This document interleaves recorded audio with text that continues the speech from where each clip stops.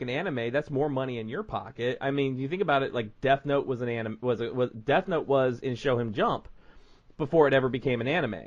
Same with Attack on Titan. Same with, that was a manga before it was an anime. Sword Art Online was a light novel. Even Dragon Ball. Dragon Ball started off as a manga. Akira Toriyama made a manga of Dragon Ball, and it became the huge, franchise that it is today. It's you look at like American comic books, the way to juxtapose it with what we normally talk about. You look at like American comic books, it's like you see all these titles that just come and go, and it's like there's a lot of staying power in the publication of manga in Japan. There's a greater staying power because it's like they tell their stories properly for one thing, and just long form for volumes and stuff, and it's like they don't do the like reboots. Nobody's reboot shit over there. So they're continuing shit. There's probably mangas that are like 30, 40 years old by now. Definitely. And with Dot Hack, the other thing I really liked is they do give you the option. Do you want you can go to the options. Do you want it in English or Japanese if you want to play it? The English voice cast, I believe they all came back for Volume 4. And I mean, when you Dot Hack's voice cast, I mean, you have Yuri Lowenthal, who does a lot of anime voices. You have Stephen J. Blum, who, Wolverine from Wolverine and the X-Men, has done so many voiceovers. Yep. Darren Norris, who was the voice of Cosmo in Fairly Odd Parents, comes back to voice Pyros the Third. Carrie Walgren is in it, Bridget Hoffman. I mean, just so many great voice actors are in this series. It looks fantastic. The music is still just as good. And I think it's good for fans of the series that it's not just, you buy it, you're not just getting a lot of people have a complaint about that these days is, people, they're not doing anything new. They're just remastering these games. God of War has been remastered a couple times. Halo gets remastered. But with Namco, they said, you know what, not only are we going to remaster the 3.hack GU games, we're going to go ahead and give them a complete full fourth volume that they've never played before. And that in and of itself, so basically, it's almost like you're buying that game, and they're giving you the other three free, pretty much, because it's only $50. It's $50 to buy this. That's the price of a normal game. So you're just buying that new fourth volume, and they're giving you the three originals for free. What's is there a lot of shit like this? Because it seems like I've never heard of anything that covers every kind of entertainment medium the way this does. And I would assume in Japan there's probably a ton of shit like this we've never even heard of. There's a lot. I mean, when you look at it, you've got. I'm trying to think really. So like, because it's pretty brilliant. We don't have anything like that. I haven't seen anything like that in United States entertainment type culture. That's right. It's like only in Japan you get something that involved and that deep. It's really a phenomenon. I mean, I knew about the cartoon. I've heard of it, but I didn't know it was all this. I didn't have any idea it was like this kind of stuff. So, like, with Final Fantasy 15, the newest of the Final Fantasy games, which I've also been playing. Of course, I've taken a break from that to play .hack.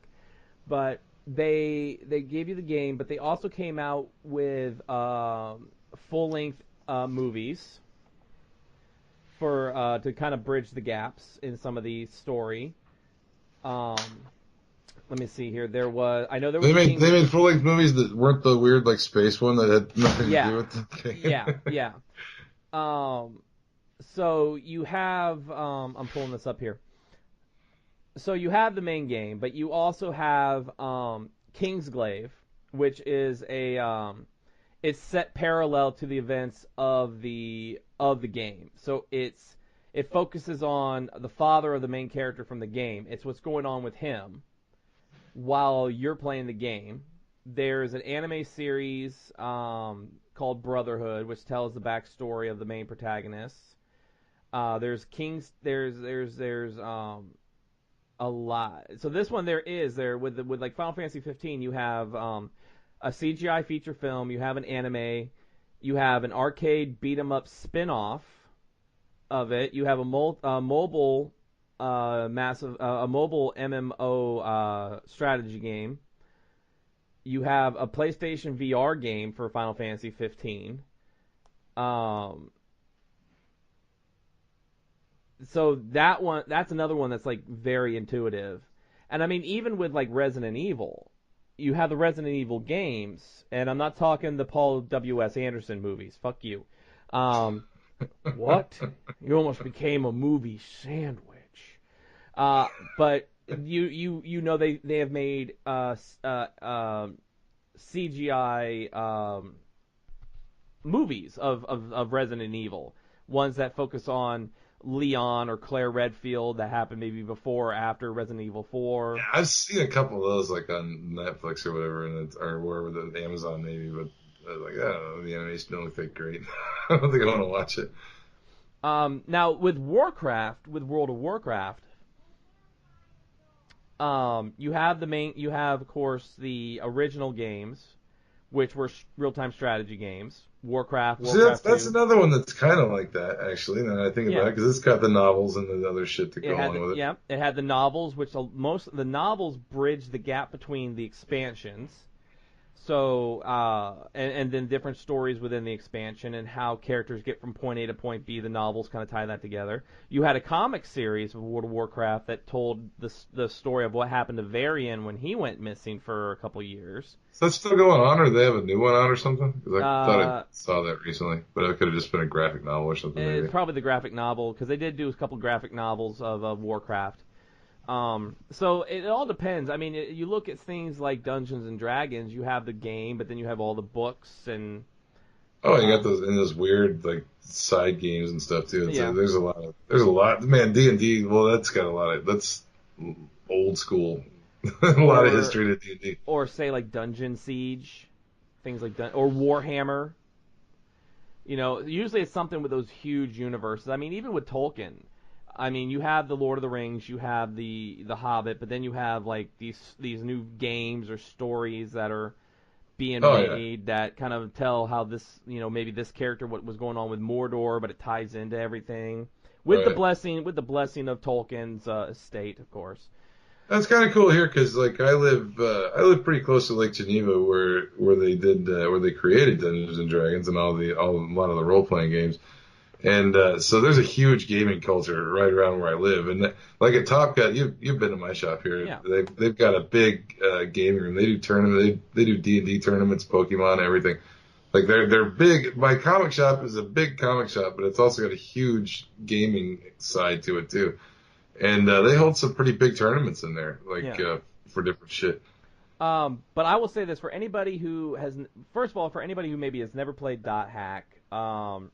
Dot Hack GU, you don't have to necessarily play the first 4 games because they do, because this is its own thing, but it does tie into the first 4. But you'll be able to play it no problem. You won't be lost. So you could just play parts of this and not like you don't have to get every single volume of every manga and do like you could play parts of this and have it make sense, but it's almost in the sense of like reading a comic book event where you don't necessarily need all the fucking tie-ins and all that. Yeah, like with GU, I mean, they give you flashbacks in the game to, the past and what led up to, Haseo and the way he is. Now, if you do watch the anime, you get a little bit of a better idea. You kind of understand a couple things and where some characters come from. Like for instance, in the game, there's a character. Her name is Pi. P.I. In the anime, they actually show that she was this character called Ender before that, who gave Haseo a hard time for a while. And then something happened, she had to abandon that character, and she created this new character of Pi.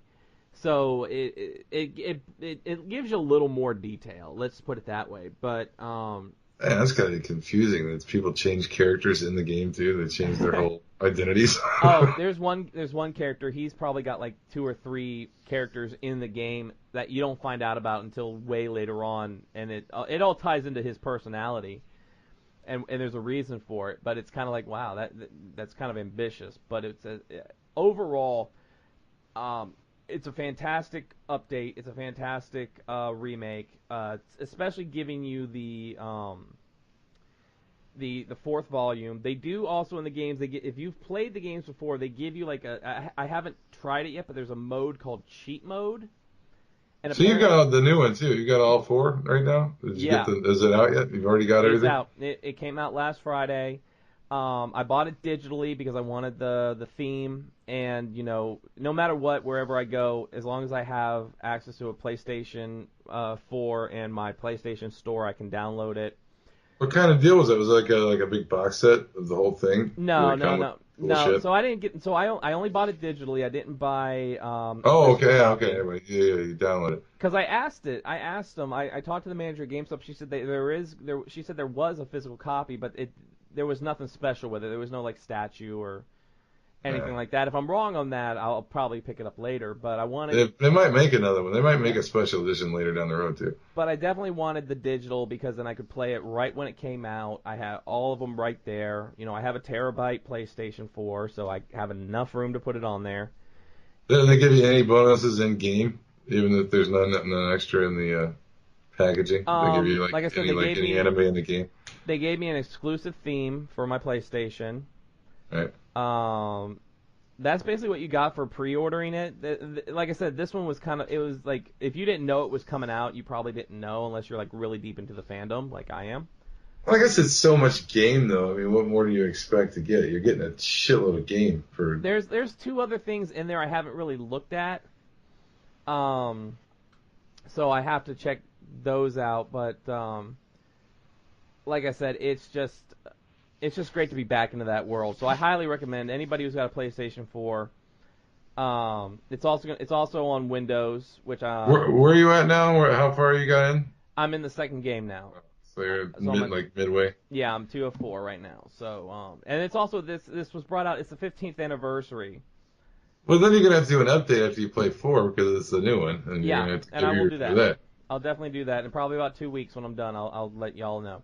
You do gameplay. You can do gameplay, right, on the YouTube channel. Do some gameplay. I can do gameplay. What I'll probably do is I'll probably play through it, and then I'll probably go back and start over and do some gameplay or check out the cheat mode if it's like I don't have to do as much of the side stuff.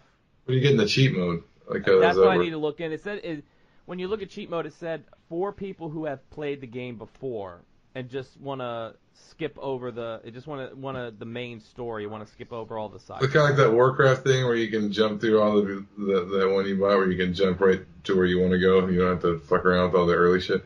Kind of, yeah. So that's that. So I highly recommend everybody go out there. If you got a PlayStation 4, check out the Dot Hack. It came out, I think, the same day. It came out the same day as Call of Duty World War II. So that's probably what. How's that? You heard about that? You don't play those games. I don't play those games. I lived it. I didn't live World War II, but I've lived combat. I don't play. I will not. I mean, yeah, I know I can play solo, but everybody's like, oh, you got to get on and play the multiplayer. No, I don't want some little like 14-year-old in England calling me freaking names because he didn't like the way I shot somebody, and I'll be. No, I know you're not gonna play it, but is people saying it's good? I knew it came out. I haven't heard anything. Review it yet. I haven't been on social media. I've been in the world, so I haven't really been on social media. I took enough time to watch Psychotronic Man, and that was about it. Well, you have to do that. Yeah. So definitely go check that out. And now let's hit that spoiler alert. Let's get some comic talk before we get out of here. Spoiler alert. Spoiler alert. The Renegades are about to spoil this week's DC Comics. Yes. All right, so this week on DC Comics, we got a big one this week with Batman the Lost. Man, I think this one was probably the most important of all the tie-ins so far. I think it was important to know about the Dark Knights, but this was about Batman. This one was about his beginnings and everything he's ever done, and it was amazing. I mean, and it's like, and it really does also make you think, because it goes through and he's sitting there, he's telling the story, but he's constantly going, that